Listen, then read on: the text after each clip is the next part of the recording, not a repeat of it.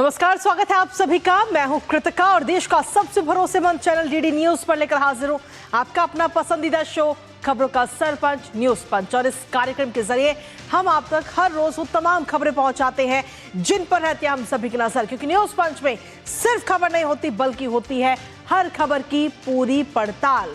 तथ्य और आंकड़ों के जरिए आपको समझाते खबर का हर एक बिंदु, साथ ही ग्राउंड जीरो पर मौजूद अपनी टीम से जानते हैं एक एक अपडेट होती है हर खबर पर हमारी पहली नजर। और आज न्यूज पंच के जरिए जिन प्रमुख खबरों की करेंगे विस्तार से बात।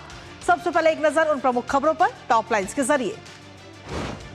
तो सबसे पहली और प्रमुख खबर टॉप लाइन से जरिए आपको बता दें, जहां भारत और इजराइल की दोस्ती बेमिसाल है। जी हां, प्रधानमंत्री नरेंद्र मोदी इस समय इजराइल के 2 दिवसीय यात्रा पर है और आज उनकी यात्रा का दूसरा दिन है, जो अपने आप में काफी महत्वपूर्ण है। लेकिन बीते कल की अगर हम बात करें तो बीते कल भी काफी खास और महत्वपूर्ण कल का दिन रहा प्रधानमंत्री नरेंद्र मोदी का। जब वो इजराइल पहुंचे, जोरदार स्वागत उनका किया गया और जब इजराइल की संसद पहुंचे तो वहां पर भी जय हिंद और साथ ही नारे लगते हुए नजर आए मोदी के। किस तरीके की तस्वीरें वहां से नजर आई दिखाएंगे वो तमाम तस्वीरें। लेकिन इसके साथ ही जो दूसरी प्रमुख खबर है वो भी आपको बता दें, जहां शर्टलेस प्रोटेस्ट के बाद में अब केरल में कांग्रेस शेमलेस हो चुकी है। जी हां, कांग्रेस के कार्यकर्ताओं की तरफ से यह प्रदर्शन किया गया। इससे पहले एआई समिट में हम देख चुके किस तरीके से शर्टलेस प्रदर्शन कांग्रेस ने किया था और अब केरल में एक विरोध प्रदर्शन किया जा रहा था एक स्वास्थ्य मंत्री के खिलाफ। लेकिन वहां पर यह विरोध प्रदर्शन बदलते बदलते धक्का मुक्की में हो गया। स्वास्थ्य मंत्री को चोटें आई, जिसके बाद वो इस समय अस्पताल में भर्ती हैं।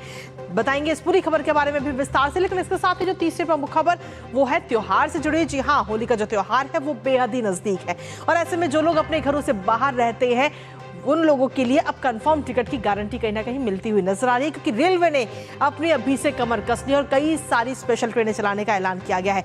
कौन कौन सी स्पेशल ट्रेनें चलाने की बात कही गई रेलवे की तरफ से, जो बनेगी सहूलियत, बताएंगे इस खबर के बारे में भी विस्तार से आपको। तो चलिए शुरुआत करते हैं पहली और प्रमुख खबर के साथ, जहां आपको बता दें कि प्रधानमंत्री नरेंद्र मोदी इस समय 2 दिन की इजराइल यात्रा पर है और आज उनकी यात्रा का दूसरा दिन है। कल जब प्रधानमंत्री नरेंद्र मोदी वहां पर पहुंचे तो सबसे पहले उनका जोरदार स्वागत वहां पर हुआ और इजरायली संसद नेसेट में मोदी के नारों के बीच प्रधानमंत्री नरेंद्र मोदी ने ऐतिहासिक संबोधन दिया। अपने संबोधन में पीएम मोदी ने इजराइल की दोस्ती को याद किया। साथ ही इजराइल के प्रधानमंत्री बेंजामिन नेतन्याहू ने पीएम मोदी को सिर्फ मित्र नहीं बल्कि अपना भाई बताया। जहां एक तरफ भारत इजराइल के रिश्तों में नए युग की शुरुआत हो रही है, तो वहीं दूसरी तरफ पीएम मोदी की जो लोकप्रियता है, फैंस फॉलोइंग, वो भी लगातार बढ़ती जा रही है, क्योंकि सोशल मीडिया प्लेटफॉर्म इंस्टाग्राम पर प्रधानमंत्री नरेंद्र मोदी के 100 मिलियन फॉलोअर्स हो चुके हैं, जितने विश्व के किसी भी नेता के पास में नहीं है। जो ये दिखाता है कि प्रधानमंत्री नरेंद्र मोदी का डिजिटल दबदबा किस तरह का है। तो चलिए शुरुआत करते हैं प्रधानमंत्री नरेंद्र मोदी के इजराइल दौरे के साथ। और सबसे पहले वो तस्वीरें आपको दिखाते हैं और ये 5 तस्वीरें इस वक्त आपको दिखा रहे हैं, जिसके जरिए 5 तस्वीरों की जो खास कल सामने आई प्रधानमंत्री नरेंद्र मोदी की।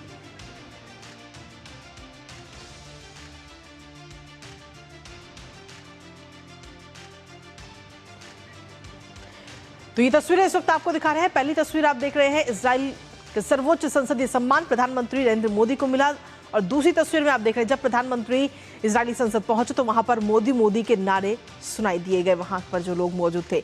तीसरी तस्वीर में भी आपको दिखा रहे हैं किस तरीके से बैठक हुई बेंजामिन नेतन्याहू के साथ में। और चौथी तस्वीर तकनीकी प्रदर्शन का अवलोकन करते हुए प्रधानमंत्री नरेंद्र मोदी वहां पर नजर आए, इस दौरान की तस्वीर। और साथ ही 5वीं तस्वीर जब हवाई अड्डे पर प्रधानमंत्री नरेंद्र मोदी पहुंचे तो जोरदार स्वागत उनका वहां पर किया गया। तो रिश्तों में विश्वास बढ़ता हुआ कहीं ना कहीं नजर आ रहा है भारत और इजराइल के बीच में। और इजरायली संसद में जय हो गूंज की सुनाई दी है। नेसेट में प्रधानमंत्री नरेंद्र मोदी का ये संबोधन रहा। इस दौरान प्रधानमंत्री नरेंद्र मोदी ने अपने संबोधन में क्या कुछ खास कहा है वो भी आपको बताते हैं। इजराइल पर हमास के हमले की निंदा प्रधानमंत्री नरेंद्र मोदी ने की अपने संबोधन में और साथ ही कहा कि भारत जो है वो इजराइल के साथ में मजबूती के साथ खड़ा है। इसके साथ ही प्रधानमंत्री ने कहा कि आपकी पीड़ा का हमें एहसास है। आतंकवाद का भी जिक्र प्रधानमंत्री नरेंद्र मोदी ने इस दौरान अपने संबोधन में किया और कहा कि किसी भी हाल में आतंक जो है वो बर्दाश्त नहीं है। आतंक की मंशा जो है वो समाज को अस्थिर करना है, कि किसी भी तरीके से समाज को अस्थिर किया जाए, विकास में बाधा डाली जाए और विश्वास जो है उसका विनाश हो, ये आतंक की मंशा है। ये बात प्रधानमंत्री नरेंद्र मोदी ने बीते कल कही संसद में। और इसके साथ ही उन्होंने कहा कि भारत भी आतंक का शिकार रहा है। आतंकवाद का जिक्र करते हुए प्रधानमंत्री ने कहा कि किसी भी हाल में, किसी भी परिस्थितियों में आतंकवाद बर्दाश्त बिल्कुल नहीं है और ऐसे में हम इजराइल के साथ खड़े हैं। हर जगह की शांति के लिए आतंक जो है वो खतरा बनता हुआ नजर आ रहा है और ऐसे में हम सब एक साथ मिलकर खड़े हैं आतंकवाद के खिलाफ। विश्व की सबसे तेजी से बढ़ती अर्थव्यवस्था है भारत, ये बात प्रधानमंत्री की तरफ से कही गई, क्योंकि भारत पिछले कुछ समय में हम देखें तो लगातार तेजी के साथ आगे बढ़ रहा है। विकसित राष्ट्र 2047 का लक्ष्य भी है, उसका भी जिक्र, और साथ ही इनोवेशन और तकनीक का पावर हाउस है इजराइल। तो भारत की भी तारीफ, लेकिन इजराइल की भी तारीफ करते हुए प्रधानमंत्री नजर आए और कहा कि अब भारत और इजराइल मिलकर अपनी जो साझेदारी है उसको आगे हम मिलकर बढ़ाएंगे और रिश्तों का ये नया अध्याय लिखेंगे। रक्षा, कृषि, इनोवेशन और आर्थिक क्षेत्र, इन सभी क्षेत्रों में मिलकर हम काम करेंगे। तो ये तमाम बातें प्रधानमंत्री नरेंद्र मोदी ने अपने बीते कल के इजराइल के संसद को संबोधित करते उन्होंने कही है। तो प्रधानमंत्री नरेंद्र मोदी ने क्या कुछ कहा संसद में वो तो हमने आपको सुनाया, लेकिन इसके साथ ही बेंजामिन नेतन्याहू ने भी काफी भर भर कर प्रधानमंत्री नरेंद्र मोदी की तारीफ की, भारत की तारीफ की। और उन्होंने क्या कुछ कहा है वो भी आपको बताते हैं। उन्होंने सीधे तौर पर प्रधानमंत्री नरेंद्र मोदी को महान बताया। उन्होंने पीएम मोदी को दोस्त से ज्यादा भाई बताया। उन्होंने कहा कि आप सिर्फ मित्र नहीं हैं बल्कि मित्र से ज्यादा एक भाई हैं, एक दोस्त से ज्यादा मेरे लिए भाई हैं आप इजराइल के एक महान दोस्त हैं।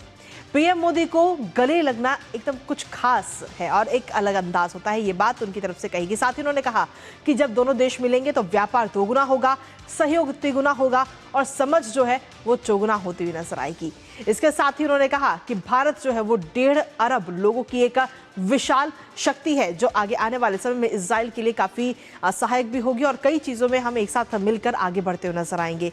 भारत और इजराइल का जिक्र करते उन्होंने कहा कि हजारों साल पुरानी दो प्राचीन सभ्यताएं हैं हम, जो अब आगे एक साथ मिलकर काम करेंगे और हमने कई कठिन परीक्षाओं और संघर्षों को पार किया है, ये बात भी उनकी तरफ से कही गई। तो संसद में, जो इजराइल की संसद है, वहां पर प्रधानमंत्री नरेंद्र मोदी का संबोधन, उसके बाद में बेंजामिन नेतन्याहू की तरफ से भारत और साथ ही प्रधानमंत्री नरेंद्र मोदी की जमकर तारीफ की गई। लेकिन जहां एक तरफ इजराइल का यह दौरा, वहीं दूसरी तरफ 100 मिलियन फॉलोअर्स प्रधानमंत्री नरेंद्र मोदी के हो गए। किस तरीके से डिजिटल दबदबा प्रधानमंत्री नरेंद्र मोदी का नजर आ रहा है, क्योंकि 100 मिलियन क्लब में प्रधानमंत्री नरेंद्र मोदी अकेले नेता हैं। इसके प्रधानमंत्री के अलावा और कोई ऐसा नेता नहीं है जिसके पास इतने सारे फॉलोअर्स हो, इतनी ज्यादा फैन फॉलोइंग हो। और ये मुकाम हासिल करने वाले प्रधानमंत्री नरेंद्र मोदी विश्व के पहले नेता। 2014 में ही उन्होंने इंस्टाग्राम ज्वाइन किया था और उसके बाद में अगर हम देखें तो इतने जल्दी और 100 मिलियन फॉलोअर्स उनके अब हो चुके हैं। यानी कि किस तरीके से डिजिटल फॉलोइंग प्रधानमंत्री की बढ़ रही है वो ये दर्शाता है। क्योंकि इंस्टाग्राम में आखिर कौन कितने नंबर पर है, एक बार विश्व स्तर पर भी आपको बता देते हैं। क्योंकि डोनाल्ड ट्रंप की अगर हम बात करें तो अमेरिकी राष्ट्रपति डोनाल्ड ट्रंप 43 मिलियन फॉलोअर्स है उनके। साथ ही इंडोनेशिया के राष्ट्रपति की अगर हम बात करें तो 15 मिलियन फॉलोअर्स उनके। और प्रधानमंत्री नरेंद्र मोदी के 100 मिलियन फॉलोअर्स सबसे ज्यादा उनके हैं। और साथ ही ब्राजील के जो राष्ट्रपति हैं लुला दा सिल्वा, उनके 4.4 मिलियन फॉलोअर्स हैं। तुर्की के राष्ट्रपति की अगर हम बात करें तो 11.6 मिलियन फॉलोअर्स। और साथ ही अर्जेंटीना की जो प्रेसिडेंट है उनके 6.4 मिलियन फॉलोअर्स। हमारे साथ हमारे सहयोगी शुभेंदु इस वक्त जुड़ रहे हैं, सीधा उनका रुख करेंगे। शुभेंदु, सबसे पहले आपसे जानना चाहेंगे प्रधानमंत्री नरेंद्र मोदी का आज का क्या कुछ खास कार्यक्रम? देखिए, आज दूसरे दिन प्रधानमंत्री अपने दौरे में एक याद वाशाम करके जो यहूदी नरसंहार हुआ था द्वितीय विश्व युद्ध में, उसके लिए जो एक म्यूजियम बना है, जो एक सेंटर बना है, वो विजिट करेंगे। ये बड़ा सेंट्रल आइडेंटिटी है इजरायली स्टेट का। जो भी राष्ट्राध्यक्ष यहाँ आते हैं वो वहाँ जाके जो है अपने रिस्पेक्ट पे करते हैं। प्रधानमंत्री मोदी 2017 में भी वहाँ गए थे, तो वो उनका सबसे पहला प्रोग्राम होगा। उसके बाद वो प्रेसिडेंट हर्जोग को भी कॉल ऑन करेंगे। सबसे ज्यादा फोकस आज का दिन होगा जो बायलैटरल इंटरेक्शन है प्रधानमंत्री मोदी और प्रधानमंत्री नेतन्याहू के बीच, क्योंकि स्ट्रेटेजिक रिलेशनशिप तो पहले से ही है दोनों देशों के बीच। किस तरीके से ये लीडर्स अलग अलग सेक्टर्स में रिलेशनशिप को, पार्टनरशिप को आगे बढ़ाते हैं, उस पर खासा फोकस रहेगा जब बायलैटरल टॉक्स होंगी आज के दिन आगे। इसके साथ ही शुभेंदु, अभी हाल ही में हमने अपने दर्शकों को भी बताया कि इंस्टाग्राम पर जो प्रधानमंत्री नरेंद्र मोदी की फैन फॉलोइंग है वो भी लगातार बढ़ती जा रही है और डिजिटल तौर पर प्रधानमंत्री नरेंद्र मोदी इंस्टाग्राम पर अकेले पूरे विश्व के ऐसे नेता हैं जिनके 100 मिलियन फॉलोअर्स हैं। बिल्कुल, काफी समय से इसमें कोई संदेह नहीं है कि पॉपुलैरिटी अगर देखें तो प्रधानमंत्री मोदी के टक्कर में वाकई में कोई नेता जो है नहीं आता है। हम अगर सोशल मीडिया में पॉपुलैरिटी की बात करें, प्रधानमंत्री भी बहुत टेक savvy हैं, प्रॉम्प्टली ट्वीट्स करना, मैसेजेस भेजना, नए टेक्नोलॉजीज को अडेप्ट करना, उनको प्रमोट करना, उसमें उनकी रुचि भी है। तो इन कारणों से वो अलग अलग जनरेशन से कनेक्ट भी कर पाते हैं। हमने नेसेट में देखा किस तरीके से मोदी मोदी के नारे लगे, वहां भारतीय लोग नहीं थे, वो सब इजराइल के पार्लियामेंटेरियन थे, लेकिन फिर भी वो समझते हैं किस तरीके से प्रधानमंत्री मोदी का कनेक्टेडनेस पूरी दुनिया में आज देखा जा सकता है। तो उसी को ये दर्शाता है जो इंस्टाग्राम का ये नंबर देखा जा सकता है। और जिस तरीके से भारत की भी आइडेंटिटी बड़ी है, एक स्ट्रेटेजिक ऑटोनॉमी के नाते हम अलग अलग देशों के साथ बहुत गहरे संबंध एस्टैब्लिश कर पाते हैं। खासकर यहाँ वेस्ट एशिया की बात करें तो यहाँ पे तो स्ट्रेटेजिक ऑटोनॉमी बहुत ही खास तरीके से प्ले आउट होती है। तो सारे ही देशों का जो सपोर्ट है, ज्यादातर देशों का सपोर्ट भारत के लिए और प्रधानमंत्री मोदी के लिए, और यही दर्शाता है उनके सोशल मीडिया अकाउंट के नंबर्स और फॉलोअर्स में भी। जी शुभेंदु, इसके साथ ही कार डिप्लोमेसी भी प्रधानमंत्री नरेंद्र मोदी की अलग ही नजर आती है, क्योंकि जब भी वो कार में बैठते हैं तो एक अलग नेता के साथ, और उसके इस दौरान की एक तस्वीर भी हम अपने दर्शकों को दिखा रहे हैं इजराइल प्रधानमंत्री के साथ में, जब प्रधानमंत्री नरेंद्र मोदी कार में बैठे हुए नजर आए। इसके साथ ही यूएई की राष्ट्रपति के साथ पीएम मोदी कार में बैठे हुए नजर आए। ऐसे कई सारी अनगिनत तस्वीरें भी सामने आई जो अलग ही एक हम देखें तो रिश्ते को दर्शाती हैं। बिल्कुल, देखिए कार डिप्लोमेसी एक नया ट्रेंड कई बार होता है जो शुरू होता है, लेकिन उससे ज्यादा महत्वपूर्ण है दो लीडर्स के बीच में जो पारस्परिक संबंध होते हैं, किस तरीके की वार्म दोस्ती आपस में होती है, वो दर्शाता है। ये कार में एक साथ बैठ के जाना उसका एक एक्सटेंशन माना जा सकता है। जिस तरीके से हमने यहाँ देखा इजराइल में प्रधानमंत्री मोदी और प्रधानमंत्री नेतन्याहू किस तरीके से एक मित्र की तरह मिले।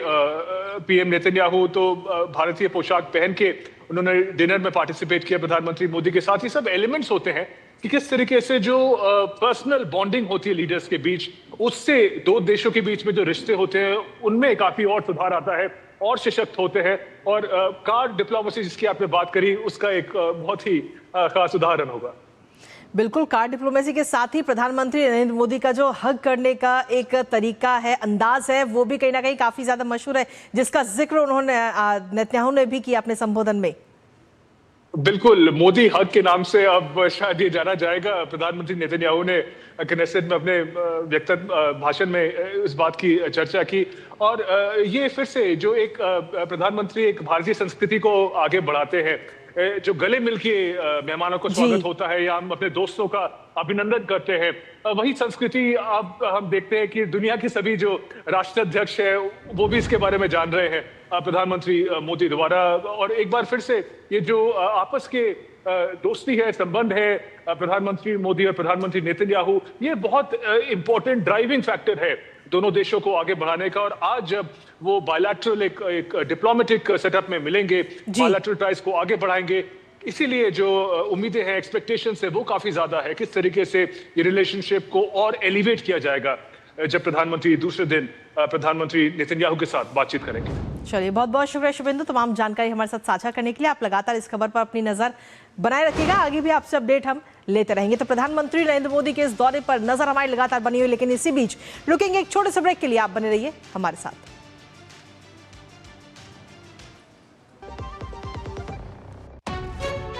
विभाग अनेक, कंप्लेंट बॉक्स 1।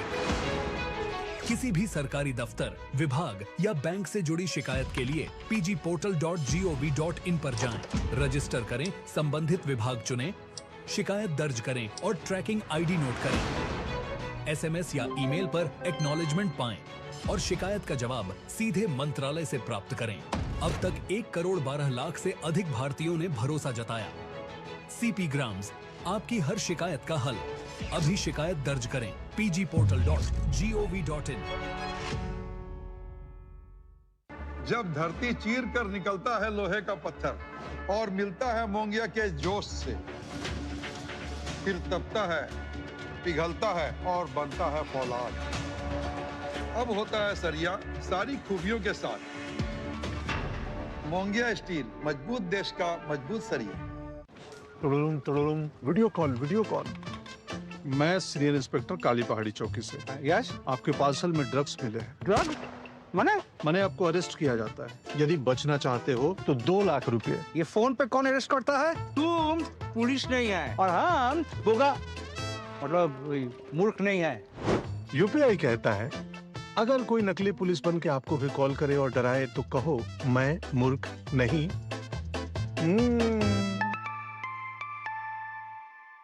जाइए आप भी किसी का टेस्ट लीजिए। और ब्रेक के बाद एक बार फिर से स्वागत आप सभी का। अब रुक करते हैं हमारी दूसरी महत्वपूर्ण खबर का। दिल्ली में एआई समिट के दौरान हुए उत्पात के बाद अब केरल में भी कांग्रेस कार्यकर्ताओं की ओर से उपद्रव किया गया। कांग्रेस के छात्र संगठन केरल स्टूडेंट यूनियन के कार्यकर्ताओं ने कन्नूर में एक विरोध प्रदर्शन किया और इस दौरान राज्य के जो स्वास्थ्य मंत्री हैं वीणा जॉर्ज को ही उन्होंने घेर लिया, उनके साथ धक्का मुक्की की। और सोचिए कि ये धक्का मुक्की इस कदर थी कि उनको गर्दन और हाथ में गंभीर चोटें तक आ गई। ये चोटें इतनी गहरी कि उन्हें आईसीयू में भी शिफ्ट करना पड़ा। मुख्यमंत्री की तरफ से जो मुख्यमंत्री हैं वहां के पिनराई विजयन, उन्होंने इस हमले की निंदा की और कहा कि निंदनीय राजनीति का ये उदाहरण है। और ऐसे में सवाल यह है कि कार्यकर्ता आखिर किसी भी पार्टी के क्यों ना हो, लेकिन मनमानी करने और कानून व्यवस्था बिगाड़ने का अधिकार आखिर किसने दिया है? करेंगे चर्चा और जानेंगे लेटेस्ट अपडेट अपने संवाददाता से। उससे पहले आपको दिखाते हैं वो तस्वीर जब कांग्रेस के छात्र संगठन केरल स्टूडेंट्स यूनियन के कार्यकर्ताओं ने स्वास्थ्य मंत्री पर यह हमला किया था, उनको घेरा था, विरोध प्रदर्शन कर रहे थे, लेकिन विरोध प्रदर्शन करते करते धक्का मुक्की पर उतारू हो गए। और धक्का मुक्की भी ऐसी कि जो स्वास्थ्य मंत्री हैं उनको गंभीर चोटें आई हैं, जिसकी हम ये तस्वीर भी इस वक्त आपको दिखा रहे हैं। हालांकि उस दौरान उनके जो सुरक्षाकर्मी थे वो भी वहां पर मौजूद थे और काफी कोशिश की, लेकिन क्या वाकई विरोध प्रदर्शन इस तरह का कि स्वास्थ्य मंत्री को चोटें तक आ जाए, उन्हें अस्पताल ले जाना पड़ा और यहां तक कि आईसीयू में उन्हें शिफ्ट करना पड़ा। उनके हाथ और साथ ही गर्दन में गंभीर चोटें आई हैं। उस दौरान की तस्वीर आपको दिखा रहे हैं कि आखिर क्यों केरल के स्वास्थ्य मंत्री को निशाने पर लिया गया है। केरल में कांग्रेसियों की तरफ से यह हंगामा किया गया और इससे पहले हमने हाल ही में देखा है कि जो एआई समिट हुआ था वहां पर भी कांग्रेस कार्यकर्ताओं ने किस तरीके से शर्टलेस प्रदर्शन किया था। अब कहीं ना कहीं विरोध प्रदर्शन की आड़ में ये गंदी राजनीति कहीं ना कहीं नजर आती है। कन्नूर में स्वास्थ्य मंत्री पर केएसयू की तरफ से यह हमला किया गया, केरल स्टूडेंट यूनियन की तरफ से। और इस हमले में राज्य की जो स्वास्थ्य मंत्री हैं वीणा जॉर्ज, वो गंभीर रूप से घायल हुई, हाथ और गर्दन में गंभीर चोटें आई। कांग्रेस की छात्र इकाई है केएसयू और उसकी तरफ से यह हमला किया गया। साथ ही आपको यह भी बता दें कि जिसके बाद में जो मुख्यमंत्री हैं वो काफी ज्यादा नाराज नजर आए और मुख्यमंत्री की तरफ से क्या कुछ कहा गया वो भी आपको बताते हैं, क्योंकि सीएम विजयन जो है उनका बयान उसके बाद में सामने आया इस हमले को लेकर के और उन्होंने सीधे तौर पर कांग्रेस को चेतावनी डाली है।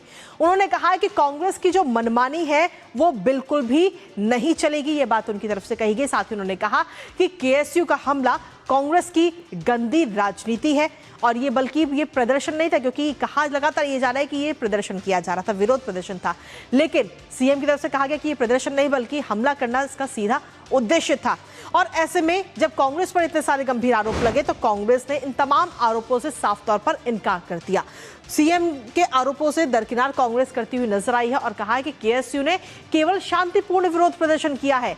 रेलवे स्टेशन के सीसीटीवी फुटेज जारी करने की मांग की गई कांग्रेस की तरफ से और कांग्रेस का वीणा जॉर्ज पर कटाक्ष भी करते हुए नजर आए और कहा कि अच्छी स्वास्थ्य मंत्री नहीं है पर अच्छी अभिनेत्री हैं। तो और हमारे साथ में इस वक्त हमारे सहयोगी विवेक इस वक्त जुड़ गए हैं, सीधा उनका रुख करेंगे ताजा अपडेट के लिए। विवेक, जो फुटेज है वो तो हमने अपने दर्शकों को दिखाया ही कि किस तरीके से विरोध प्रदर्शन किया जा रहा था, लेकिन विरोध प्रदर्शन करते करते जो कांग्रेस के कार्यकर्ता हैं छात्र संगठन के, वो किस तरीके से धक्का मुक्की करने लगते हैं और धक्का मुक्की भी इस कदर कि स्वास्थ्य मंत्री को गंभीर चोटें तक आ गई। विवेक। हाँ जी, मिनिस्टर वीणा जॉर्ज अटैक केस में एक नया ट्विस्ट आया है। सीसीटीवी फुटेज के इंस्पेक्शन के बाद आरपीएफ ने कहा है कि मिनिस्टर पर अटैक का कोई क्लियर विजुअल्स नहीं है। कांग्रेस ने इसी पॉलिटिकल ड्रामा कहा है। सीपीएम ने कहना है कि कांग्रेस का एक टॉप लीडर्स के अप्रूवल लेकर ही मिनिस्टर पर अटैक किया गया और असेंबली इलेक्शंस तक सीपीएम इस इश्यू को अलाइव रखना चाहता है ताकि वोटर्स की सिंपैथी मिल सके है। रिमेंबर येस्टरडे, कल इस विषय हो गया। कल शाम में मिनिस्टर वीणा जॉर्ज वो त्रिवेंद्रम चल गए, तो इसी समय पर केएसयू एक्टिविस्ट 5 केएसयू एक्टिविस्ट में उनको अटैक किया है और उसको नेक और हैंड की इंजरीज है और उसके बाद वो आईसीयू में शिफ्ट हो गया और चीफ मिनिस्टर पिनराई विजयन वो गया है इस हॉस्पिटल में और डॉक्टर्स ने कंफर्म किया है तो उसको इंजरीज है. So it's very clear there are injuries. But Congress Congress former KPCC president और कानूर एमपी ने कहा है कि क्या एक कोई ड्रामा है. There was no attack or there was no signs of attack. So there are two versions of this. But one thing is very clear. तो इसी विषय में CPM इस इश्यू को अलाइव रखना चाहता है ताकि वोटर्स की सिंपैथी मिल सके. Remember, it is a very very serious issue. Kerala में this is for the first time. एक वनिता मंत्री को अटैक किया है. तो केरला के हिस्ट्री में this is the first time. बहुत बहुत शुक्रिया विवेक, तमाम जानकारी साझा करने के लिए हमारे साथ इस महत्वपूर्ण खबर से जुड़ी हुई. और इसी बीच न्यूज पंच वक्त एक और छोटे से ब्रेक का, कहीं मत जाइएगा, जल्द लौटते हैं. Video call. मैं सीनियर इंस्पेक्टर काली पहाड़ी चौकी से. यस. आपके पार्सल में ड्रग्स मिले हैं. ड्रग मैंने आपको अरेस्ट किया जाता है. यदि बचना चाहते हो तो 2 लाख रुपए. ये फोन पे कौन अरेस्ट करता है? तुम पुलिस नहीं है और हम बोगा मतलब मूर्ख नहीं है. यूपीआई कहता है अगर कोई नकली पुलिस बन के आपको भी कॉल करे और डराए तो कहो मैं मूर्ख नहीं.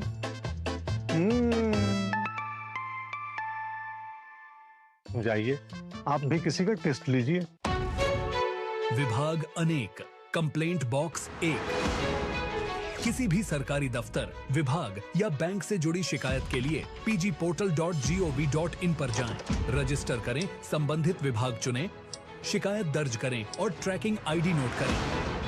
एसएमएस या ईमेल पर एक्नॉलेजमेंट पाएं और शिकायत का जवाब सीधे मंत्रालय से प्राप्त करें. अब तक 1 करोड़ 12 लाख से अधिक भारतीयों ने भरोसा जताया. सीपी ग्राम्स, आपकी हर शिकायत का हल. अभी शिकायत दर्ज करें pgportal.gov.in.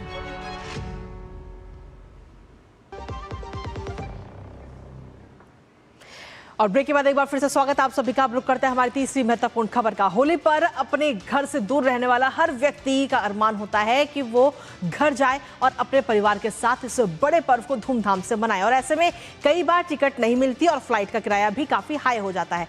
बढ़ती भीड़ और यात्रियों की सुविधा को ध्यान में रखते हुए रेलवे की तरफ से होली के लिए नई स्पेशल ट्रेनें चलाई जा रही हैं, जिससे आपकी मुश्किलें थोड़ी आसान होती हुई नजर आई. आखिर कौन कौन सी ये ट्रेनें हैं, जानेंगे ताजा अपडेट अपने संवाददाता से. लेकिन उससे पहले एक नजर डाल लेते हैं कि आखिर क्या कुछ ऐलान रेलवे की तरफ से इसको लेकर किया गया है. तो सबसे पहले अगर घर जाना है होली पर तो काफी आसान होगा. रेलवे ने होली की विशेष तैयारियां की गई हैं रेलवे की तरफ से, जिसमें आपको बता दें कि विभिन्न रेलवे जोन में स्पेशल ट्रेनें चलाई जाएंगी होली को ध्यान में रखते हुए. और इसके साथ ही जो लगातार होली पर त्योहार पर जो भीड़ बढ़ती है उसको ध्यान में रखते हुए बड़ा फैसला लिया गया है. 18 तारीख को आपको बता दें कि 1-2 नहीं बल्कि 1244 विशेष ट्रेनें चलाई जाएंगी और मांग बढ़ने पर यह संख्या में और बढ़ोतरी भी की जा सकती है, जिसके जरिए देश भर में किस तरीके से कनेक्टिविटी मिलेगी फटाफट से वो भी आपको बता देते हैं, क्योंकि सभी जोन में विशेष संचालन की व्यवस्था है. उत्तरी रेलवे की अगर हम बात करें तो 48 ट्रेनें जिनके जरिए 204 यात्राएं होंगी. मध्य रेलवे जहां 20 ट्रेनें और 129 यात्राएं, और पश्चिमी रेलवे जहां 32 ट्रेनें और 120 फेरे होंगे. दक्षिण पूर्वी रेलवे 28 ट्रेनें होंगी और 107 यात्राएं. लेकिन इसके साथ ही जहां एक तरफ रेलवे रेलवे की तरफ से पूरी तैयारियां होली को लेकर, वहीं दूसरी तरफ भारतीय रेल का एक नया युग भी नजर आ रहा है, क्योंकि पटरी पर भारत की जो पहली हाइड्रोजन ट्रेन है वो दौड़ती हुई नजर आई है. आपको बता दें कि नमो ग्रीन रेल का रनिंग ट्रायल जो है वो पूरी तरह से सफल रहा है. जिंद से लेकर के सोनीपत तक का ये ट्रायल था जो पूरी तरह से सफल रहा और 70 किलोमीटर प्रति घंटे की रफ्तार से ये ट्रेन दौड़ती हुई नजर आई. हमारे साथ हमारे सहयोगी निशांत राय जुड़ गए हैं, सीधा उनका रुख करते हैं. निशांत, रेलवे की तरफ से खास तैयारियां त्योहार को लेकर के और साथ ही एक नया युग भी नजर आता है रेलवे का, जिस तरीके से हाइड्रोजन ट्रेन का जो ट्रायल है वो पूरी तरह से सफल रहा है. निशांत, देखिए, भारतीय रेलवे लगातार यात्रियों की यात्रा सुरक्षित, सुगम और आरामदायक बनाने में जुटी हुई है. हमने देखा था पिछले त्योहारी सीजन यानी कि दिवाली और छठ के समय 12,000 से ज़्यादा स्पेशल जो ट्रेनें हैं वो चलाई गई थी त्यौहार को ध्यान में रखते हुए, और इस बार 1244 जो है इसकी संख्या है, जो ज़रूरत पड़ने पर लगभग 1500 भी जा सकती है. सबसे ज़्यादा ईस्टर्न सेंट्रल रेलवे की तरफ से 275 के आसपास ट्रेनें चलाई जा रही हैं, यानी ईस्टर्न सेंट्रल रेलवे मुंबई के से जो लोग नॉर्थ इंडिया खासकर बिहार आने वाले हैं या वाराणसी पूर्वी उत्तर प्रदेश आने वाले हैं या दिल्ली आने वाले हैं। दूसरे नंबर पर नॉर्दर्न रेलवे लगभग 204 के आसपास ट्रेनें चलाई जा रही है और तमाम उन रूटों का विशेषकर ध्यान रखा गया है जो रूट खासकर उत्तर भारत के लिए आते हैं, जैसे कि चेन्नई से अगर बात की जाए दिल्ली के लिए, चेन्नई से पटना के लिए, कोलकाता से दिल्ली के लिए, कोलकाता से पटना के लिए और इसी तरीके से बिल्कुल निशांत। लेकिन इसके साथ ही अगर हम देखें तो हाइड्रोजन ट्रेन का जो ट्रायल था वो भी सफल रहा है जींद से सोनीपत तक। देखिए, रेलवे हर दिन नया प्रयोग कर रहा है और किस तरीके से यात्रा बेहतर की जा सके, किस तरीके से जो पर्यावरण है उसको बचाया जा सके, किस तरीके से जो लागत है उसकी कमी की जा सके और उसके चलते ये जो प्रयोग है अभी सफल रहा है। हालांकि आधिकारिक तौर पर अभी रेलवे की ओर से इसको लेकर कोई स्टेटमेंट नहीं आया, लेकिन उम्मीद की जा सकती है कि बहुत जल्द हमें देखने को मिलेगा कि ये ट्रायल सफल होने के बाद कई ट्रेनों में इस तरीके का प्रयोग किया जाएगा। लेकिन जिस तरीके से अमृत भारत ट्रेनों की बात करें, वंदे भारत ट्रेनों की बात करें और अभी नमो भारत ट्रेनों की बात करें, भारत में परिवहन व्यवस्था को लेकर बड़े तरीके का परिवर्तन हो रहा है जिसमें भारतीय रेलवे की अग्रणी भूमिका नजर आ रही है। चलिए, बहुत बहुत शुक्रिया निशांत तमाम जानकारी और अपडेट्स हमारे साथ साझा करने के लिए, इस महत्वपूर्ण खबर से जुड़ी हुई। तो सीधे तौर पर रेलवे की तरफ से तमाम तैयारियां होली को लेकर की जा रही हैं और वहीं दूसरी तरफ हाइड्रोजन ट्रेन का जो ट्रायल था वो भी सफल रहा है। नजर इस खबर पर लगातार बनी रहेगी, लेकिन इसी के साथ फिलहाल न्यूज पंच मुझे और हमारी पूरी टीम को दीजिए अनुमति। नमस्कार।